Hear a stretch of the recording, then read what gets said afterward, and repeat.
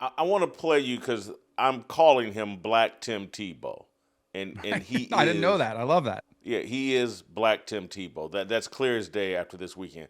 Luke, I actually want to play both clips. I want to play him coming onto the field and then the clip of him in the huddle. Let's play them both back to back. First time, it is Shedeur Sanders.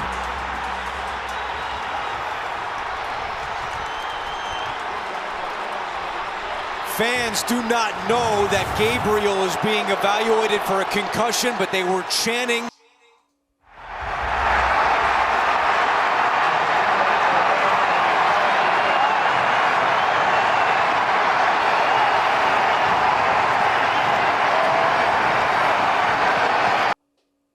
This whole thing is bizarre. This is Tim Tebow.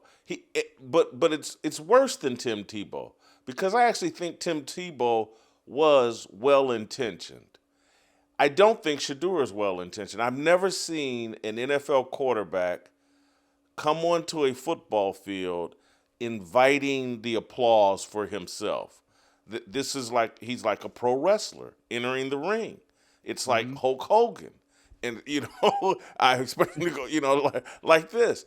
And then it's so counterproductive and like his offensive linemen, they're like trying to quiet the crowd. We got to call a play. The quarterback is egging him on, and then the football players that are saying, no, this is going to hurt us.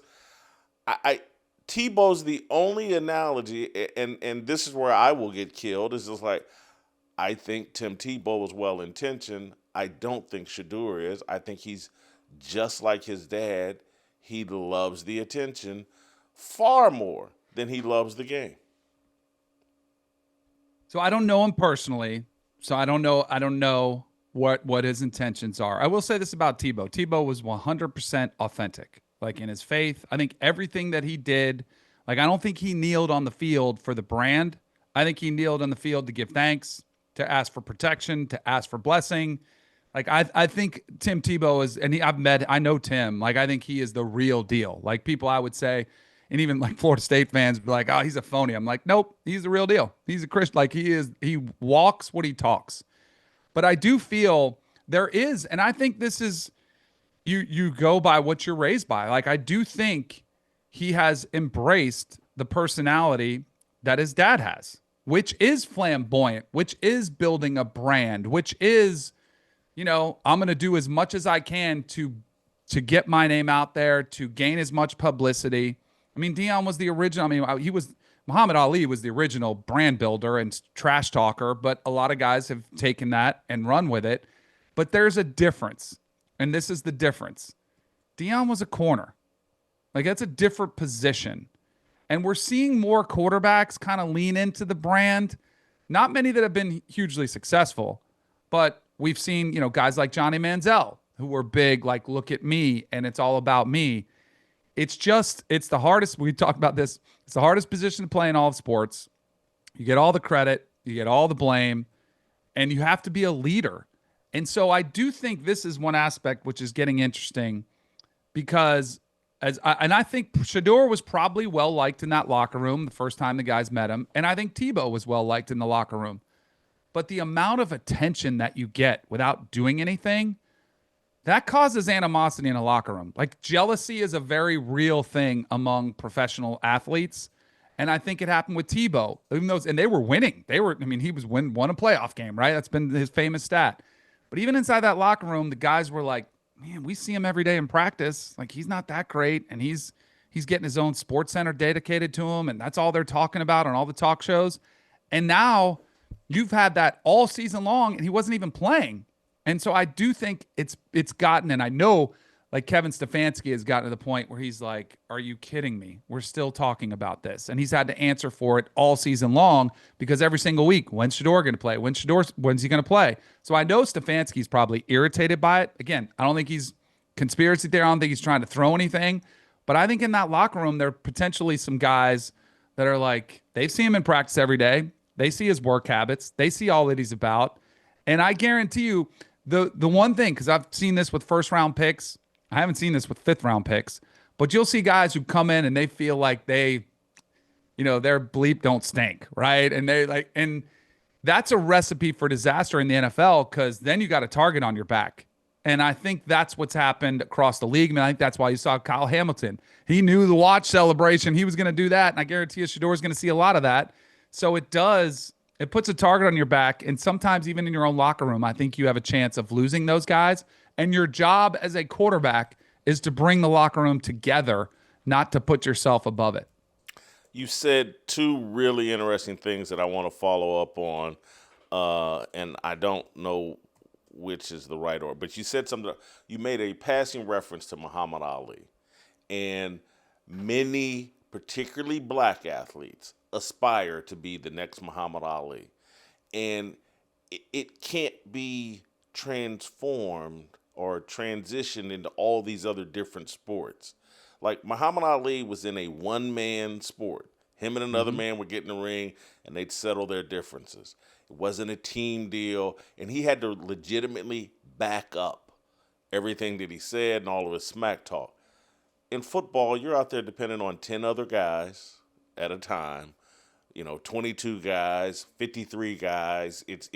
And so a lot of times you don't have to back up all the talk. You need other people to help you back it up.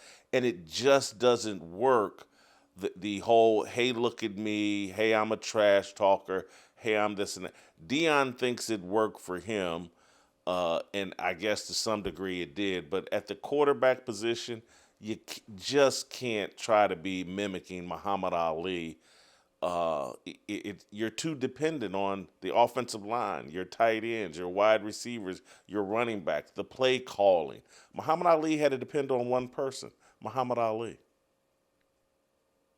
Totally agree. I agree, but I do think some guys have tried to emulate that in team sports. And I thought that was going to be a struggle for Deion because he came in with the same bravado, the same smack talk, the same attitude as a head coach.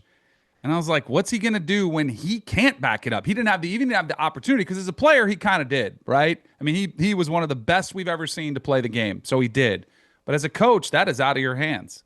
And I think even as a quarterback now, it's out of your hands. Like, sure, there's spot. I will say this.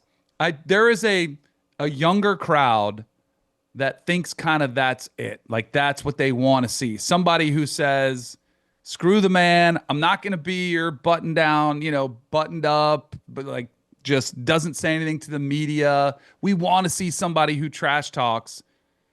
Has there been one that's had a lot of success? Yeah, I don't think so. Cam Newton would say that may be the biggest success story, but I don't remember Cam as much as talking, as much. It was more about celebration and the Superman deal, the way he ended up dressing later in his career, but it wasn't talk. Constant. It was, yeah. Right. And he was kind of pre-social media. Like, that's a new aspect too, where you've got, the Sanders family, they've got cameras everywhere. He films everything. So that's a new aspect. Like, you do wonder if guys historically would have, embraced that more and you would have seen more of that. But, and I just think there's a certain far aspect. more talented than Shedeur. Far. Yeah, it's not even close. Yeah, Cam was like Superman.